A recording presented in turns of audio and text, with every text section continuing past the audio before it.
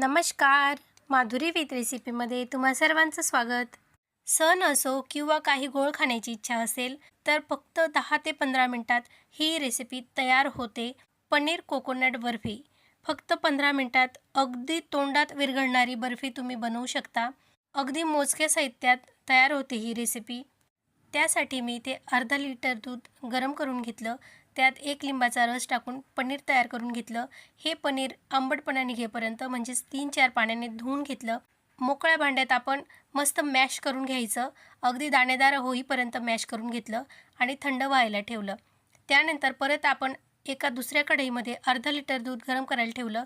त्यात खोबरं पावडर घेतलेले 1 कप आणि अर्धा कप आपण मिल्क पावडर टाकलं आणि आपण तयार करून घेतलेलं पनीर ह्यामध्ये टाकून घेतलं.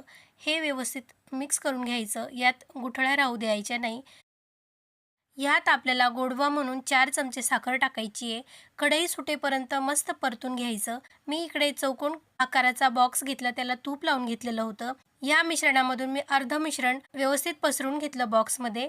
नंतर अर्धा लेअरमध्ये मी केशरी कलर मिक्स केला. मिश्रण व्यवस्थित पसरवल्यानंतर 15 मिनिटं फ्रीजला ठेवलं आपण सेट व्हायला. सेट झाल्यानंतर आपल्याला हव्या त्या आकारात आपण वड्या पाडून घेतल्या. वरती बदामाचे काप लावले. पाहू शकता किती सुंदर आणि मऊ लुसलुशीत अशी पनीर कोकोनट बर्फी अगदी परफेक्ट मापासह आज आपण ही रेसिपी बनवलेली आहे. खरोखर अगदी तोंडात विरघळते. एकदम मऊ बनलेली आहे, दाणेदार बनलेली आहे. ही रेसिपी जर तुम्हाला आवडली असेल तर आपल्या चॅनलला सबस्क्राईब करा.